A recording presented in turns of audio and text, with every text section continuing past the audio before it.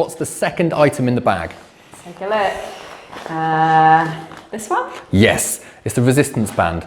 And the reason for this is because the back muscles, the muscles that pull your shoulders back, are often underworked in everyday life because, again, most of us sit on a laptop. Everything we do is in front of us, so most of us don't use these back muscles enough. The problem is, when these muscles are weak, your shoulders keep coming forwards. So this is a great piece of kit for training those muscles, and this is how you do it. So you hold onto the band, take a good tight grip, keep your arms quite straight, and have them about shoulder width apart like this. Now the trick is to keep the band quite tight. So when you do each repetition that you'll see in a minute, you don't let the band go loose. You want to keep the tension on the muscle.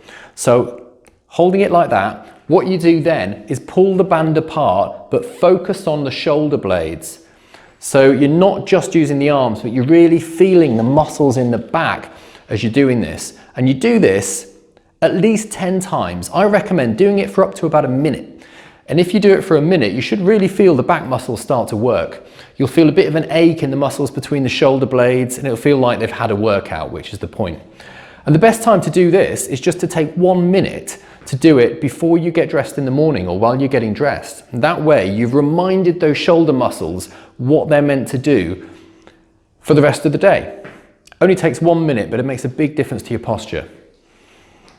Great, simple as that. If you really want to get the most benefit from using this band, then change the angle slightly as well. So you can work the muscles slightly differently just by changing the angle of the arms, like this. So you start from the same position, but drop one arm down, and then you're going to just hold this arm, the bottom arm, where it is, and use this arm to pull back. And you'll feel it slightly higher in the shoulders. You're working slightly different muscles. But again, you're doing it in the same kind of rhythm. You're just pulling it in a controlled way, squeezing the muscles for 2 or 3 seconds, keeping the band taut. But it really works the top of the shoulders better. And then you just swap it around and do the other side.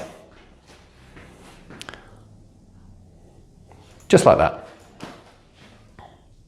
Right, I want to show you some of the common mistakes as well that we see people use quite a lot with this. You don't get the best results from it from doing it incorrectly. So what you don't want to do is bend at the elbows and use these muscles in your arms too much. So a lot of people will do this and just use the triceps, just go like that.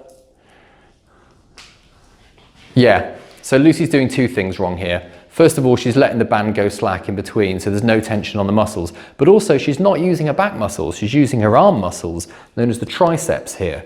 So don't bend your arms and do it this way. Keep your arms straight and pull the band apart like that. Perfect. Yeah. Okay. My top tip for using this is to carry it around with you and use it throughout the day.